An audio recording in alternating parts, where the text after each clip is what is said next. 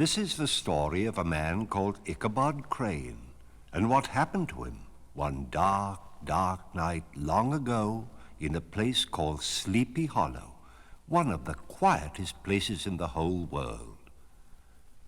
The only sounds ever heard in Sleepy Hollow were the whistle of a quail, the tapping of a woodpecker, and once in a while, when the boy went there shooting rabbits, the echo of his gun. But not many boys would dare to go to Sleepy Hollow. The people for miles around all believed that it was haunted. And at night, when the wind blew through the trees, witches wandered there, and spirits, and ghosts. Now, not far from Sleepy Hollow was a schoolhouse, and the schoolmaster's name was Ichabod Crane. He was skinny as a scarecrow, tall as a ladder, and he had a nose that came to a point like an ice cream cone. He was very, very strict. He enjoyed keeping the children after school on sunny days, and he liked nothing better than to rap someone across the knuckles with a hickory stick when they didn't know their lessons. Ichabod Crane knew a lot about many things, but the things that he knew the most about were witches and spirits and ghosts. Everyone loved to listen to Ichabod Crane's strange stories. What nobody knew was that Ichabod Crane believed the stories himself, and they frightened him. And the story that frightened him most of all was the story of the headless horseman of Sleepy Hollow. You see, many years ago, near where the schoolhouse stood, two armies had had a battle, and in this battle, a soldier had his head blown off by a cannonball. Well, the story went that on the darkest, gloomiest nights, the soldier's headless ghost, wearing a long red cape, galloped on his black horse through Sleepy Hollow, looking for his head. Everyone thought that Ichabod Crane was the smartest man in the whole countryside, and all the mothers begged Ichabod to marry their daughters, and the fathers begged him too, and so did the daughters. But Ichabod said no. He had a wife already picked out. Her name was Katrina Van Tassel. She was as plump and pretty as a pink cupcake. But what was much more important to Ichabod was her father's farm. It was the biggest, richest farm that he had ever seen. And he knew that if he married Katrina Van Tassel, someday it would all be his. Katrina Van Tassel turned up her pretty little nose at most of the boys. She only liked the skinny schoolmaster and one other, handsome Brom Bones. Brom Bones could tame the wildest horses, swim the swiftest rivers,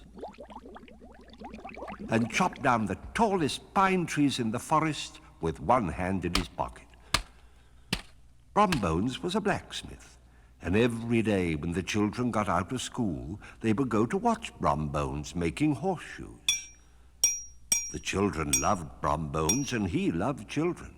He wanted to marry Katrina and have 10 of them. As for her father's farm, why, he never even gave it a thought.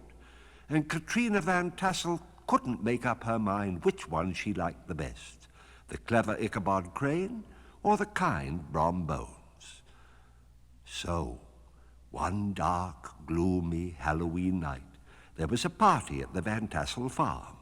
There was music and singing and dancing and plenty to eat and drink, and everyone said that they had never been to a more wonderful Halloween party in their lives. Ichabod Crane wandered among the guests, thinking to himself, someday soon I'll marry Katrina, and all this will be mine. Soon I'll never have to teach those nasty little brats again.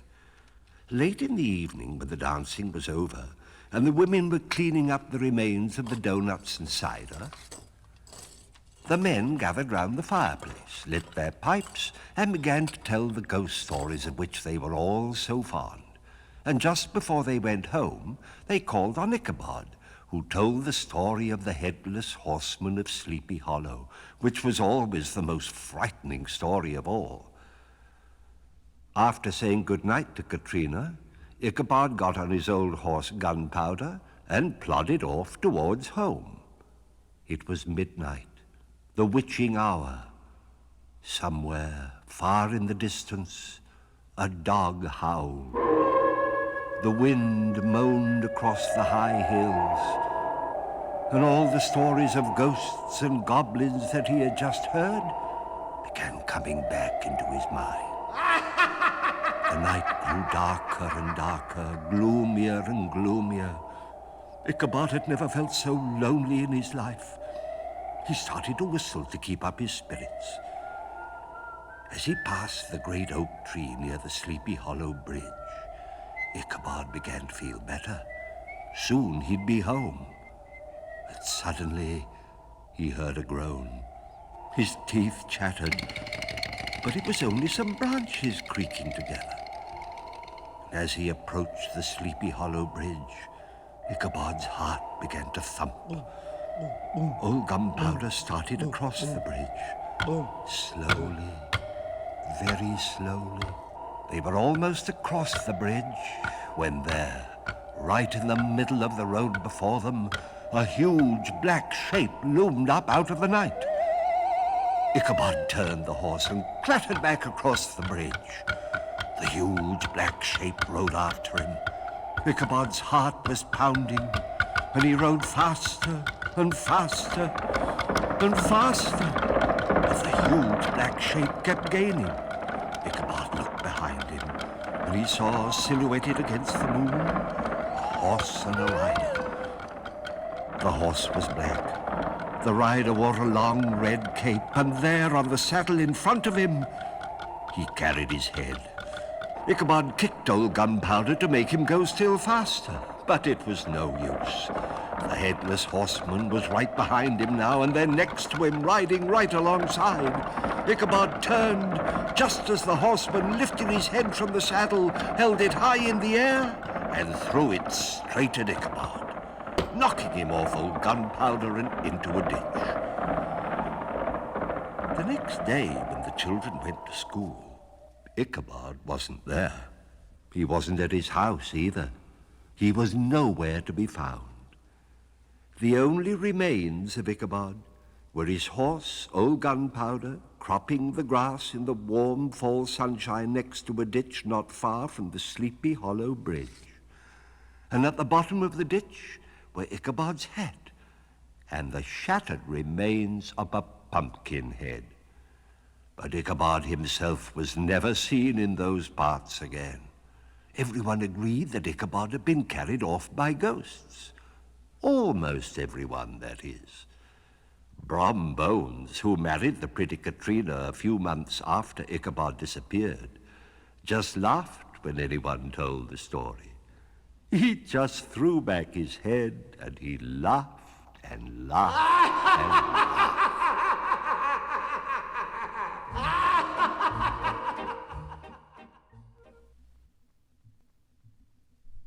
Just about 100 years ago, there was a little village close beside the Hudson River, and in the village lived a man named Rip Van Winkle, who had one of the strangest adventures that anyone can ever remember. Rip Van Winkle was the village handyman. He chopped wood, fixed wagons, and even built barns. He was a very good handyman, and there was plenty of work for him to do. But Rip Van Winkle was always poor. He didn't like work. He would much rather have fun and play games with the children of the village. Morning, noon, and night, Rip Van Winkle's wife kept after him to make more money. She made his life as sour as a sour pickle. When he took the boys fishing on the river, she was right in back of him.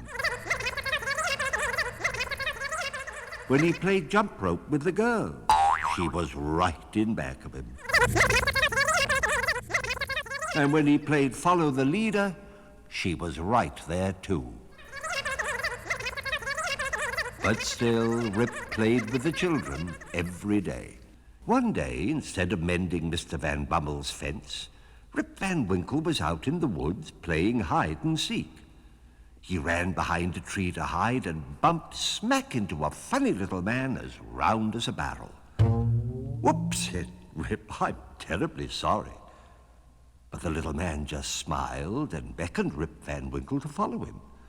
He was dressed all in leather, and his pants had brass buttons down the side, and on his shoulder he carried a stout wooden keg. The little man scrambled over streams and rocks and up into the high mountains that overlooked the river. Rip followed him. Every now and then there was a sound like distant thunder. It got louder and louder. And then as they squeezed between two big rocks and into a hollow, Rip saw where the sound had been coming from. It was a most unusual sight. There was a whole group of the little men all dressed in leather with brass buttons, and they were bowling. When he saw them, Rip Van Winkle knew at once who the little men were. For years he'd been telling the children the story of Henry Hudson, who had discovered the river, and the crew of his ship, the Half Moon. The story went that every 20 years, the ghosts of Hudson and his crew came back to these mountains to have a party. Rip never really believed the story because he didn't believe in ghosts. But here they were, and they were the merriest, jolliest ghosts that anyone could imagine. The little man who had brought Rip there opened the stout wooden keg he had been carrying, and the rest took out copper mugs and held them up to be filled with nut-brown foaming ale. Someone gave Rip a mug of ale, and he tasted it. It was the most delicious drink he had ever had. But as soon as he had finished it, he fell sound asleep under a big oak tree. When he woke up, it was morning, and the little men were gone. Rip felt creaky in every joint. Must be the dampness on the mountain, he thought. But he didn't want to go home. He knew what his wife would say. He scratched his chin and felt a long beard. He got up, looked at his reflection in a mountain stream, and saw that he had grown old. Then he remembered more of the story of Henry Hudson and his crew. Anyone who drank their nut-brown foaming ale would go to sleep and wake up far in the future. So he hurried down the mountain to see what it would be like. The houses were gone, and in their place were large golden bubbles without chimneys or windows and doors. Outside one of them, there was a sign that said, "For sale." Rip walked up to the bubble. It opened. And he was inside. The bubble was empty except for a big switchboard full of knobs and buttons and levers. He turned a knob, and the bubble got larger. He pressed a button, and it got smaller. He could make it any size at all. He pulled a lever, and the entire bubble floated straight up into the air. He pulled another, and the bubble settled back to earth. He pressed 3 buttons. Furniture popped up out of the floor. A table with platters of food came down from the ceiling. And the whole bubble was filled with the sound of music.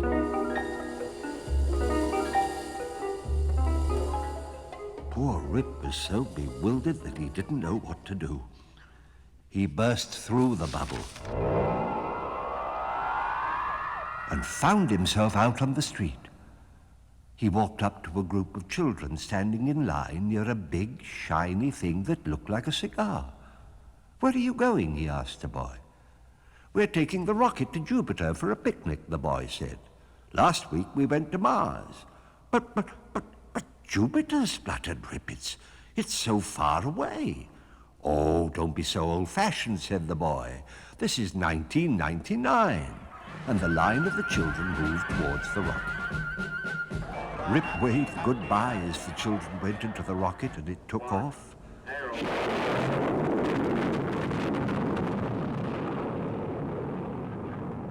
And then he heard someone call, "Look out, look out!"